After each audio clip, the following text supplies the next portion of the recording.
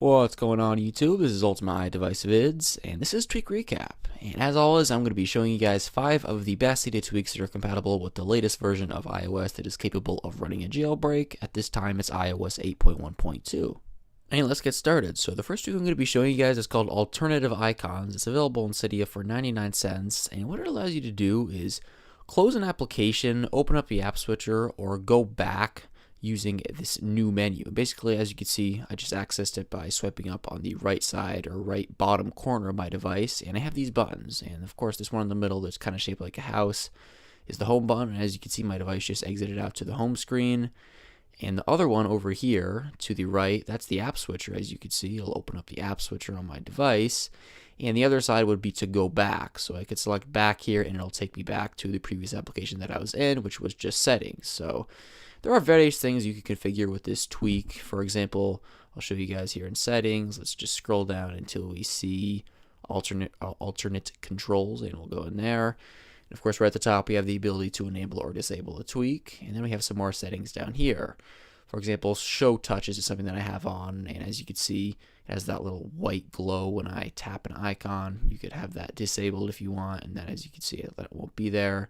And there's various other things you can configure inside here, like some color things. You could have some modern icons, as you can see right here. Those look pretty sleek. I do actually prefer those over the normal icons. And there is one last thing I'd like to show you with this tweak, and it's the ability to use an activator gesture. So you can select this right here, activator gesture, and here you're taken to activator. And as you can see by the check mark, I have it set for a triple press of the home button. So when I do that, as you can see, I get the interface to pop up. I could do that anywhere, of course, inside apps, on the home screen, whatever I want to do. And there's various other options. For example, you could choose where you swipe. As I showed you, I swipe up from the bottom right, but you could change it to any of these.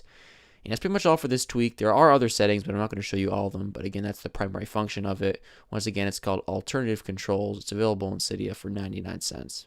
And the next tweak I'm going to be showing you guys is called Circulate. It's available in Cydia for 99 cents. And what it is it modifies the clock icon. As you can see right here, I have a different clock icon than normally. It's basically a different theme or clock face, you could say, for the clock icon. And it's not Winterboard dependent, so it's an independent tweak that allows you to change the clock icon. So of course you could have a different type of theme to tell you the time on the actual icon, and of course it does update dynamically depending on the time. So if we just go into settings here and scroll down until we see Circulate, we could go in here, of course, the ability to enable or disable the tweak. We could also enable the 24-hour clock, and here are the themes. So we have rising bars and concentric circles. So if we just go ahead and enable the other one, I'll show you if we exit out. As you can see right there, that one looks pretty cool. And again, they tell you the time in different ways. So in Cydia, there will be other themes you could download in the future, I imagine, because of course there's only 2 right now. But just like other tweaks, for example, Zeppelin and Light to change the carrier logo, there's other things in Cydia or other add-ons in Cydia that allow you to download other ones. And those, of course, will be created by other people. And in settings, there are various other options you can configure, as you can see right here. And the tweak's called Circulate. Once again, it's available in Cydia for 99 cents. And the next tweak I'm going to be showing you guys is called Folderix. It's available in Cydia for 99 cents. And this tweak allows you to do various cool things with your folders. As you can see right here, I have this red tint background in my folder right here. And also you'll notice that takes an effect on the activator icon, and that's because the activator icon uses the same sort of code as the folders do. That's not intended to happen, but it doesn't look bad. And it allows you to do other various things with your folders. For example, you could cycle through all the folders on your device. So I have one folder here that's titled folder, one over here titled extras. I could get from this folder to that folder just by swiping up at the top here across. And there you go. As you can see, it transferred. And of course, I could swipe back and forward just like this, as you can see, to cycle through all of my folders on different pages of my device. And if you go into settings on your device and open up the Folderix settings panel, there are some options for you to configure here. You have the ability to enable or disable this tweak up here. Then we have the respring option to apply changes. And then of course we have configuration. And in here we have various settings to configure. And the one that I had enabled was colorize folder, and this is how I got my red background. As you can see in here, you have various colors to choose from. Let's just change it to something else. Let's change it to yellow, for example. Then we could go back, and there's some color opacity settings. And again, there's various other settings up here that you could configure to make this exactly the way that you want it. And down at the bottom, we have about, which is some information about the developer. There's also some other tweaks that this developer has made down here. Let's just go back and we're going to respring to apply the change that we just made. And of course, we're going to select yes, and then your device will respring. And I'm back from respringing, and as you can see, the changes have taken effect. I now have the yellow folder, and of course the activator icon, which is not intended, but it does happen because, again, it uses the same code as folders do. And of course, we could open up the folder, as you can see right there. That's how the folders look.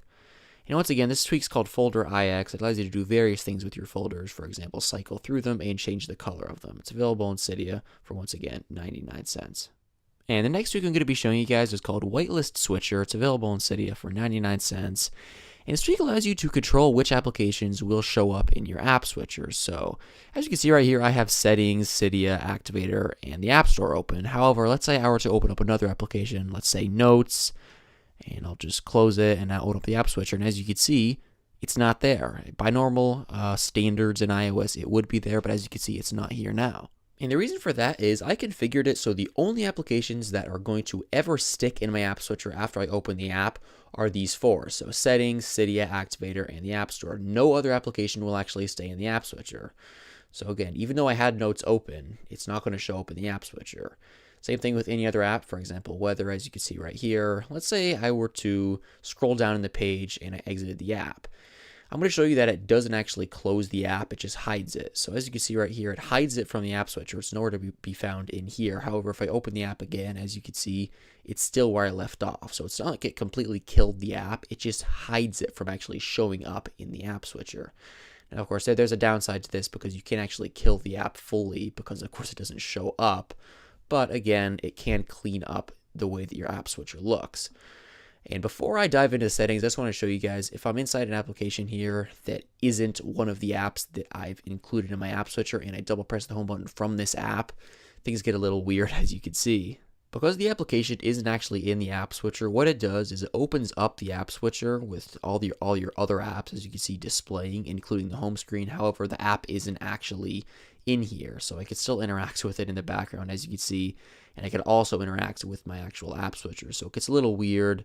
You can just tap the home screen card or any app and it'll take you there. But again, because it doesn't actually have a place in the app switcher, it stays open and just overlays the app switcher on top of it. So that's a little weird. That's kind of a little bug or graphical oddity with this tweak. Let's just go into the settings here. And of course, you have the ability to enable or disable the tweak. And then we have allowed applications. And these are the applications that will stick in your app switcher, the only ones. And again, I had Activator, App Store, Cydia, and Settings. But of course, you could check them just like this. And then as soon as that app is opened, it's going to stay in the app switcher until it's killed. And every other app that is not checked will not stay in the app switcher. In fact, it'll never even enter the app switcher to begin with. But again, the apps are still running. You just can't see them in the app switcher.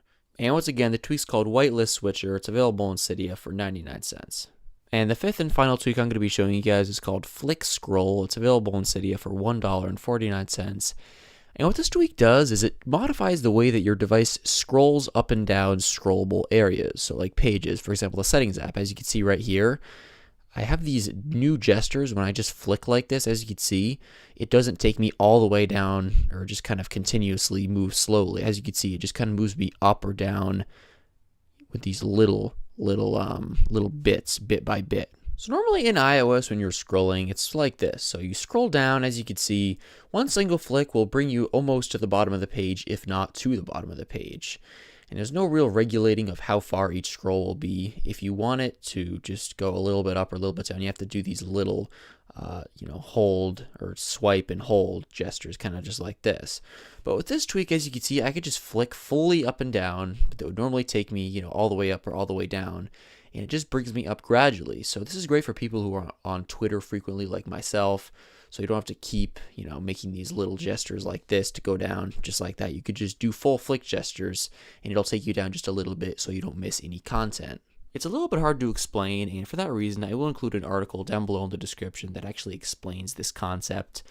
And that article is actually found in Cydia in the description for this tweak, so the developer put it there so users could better understand this concept.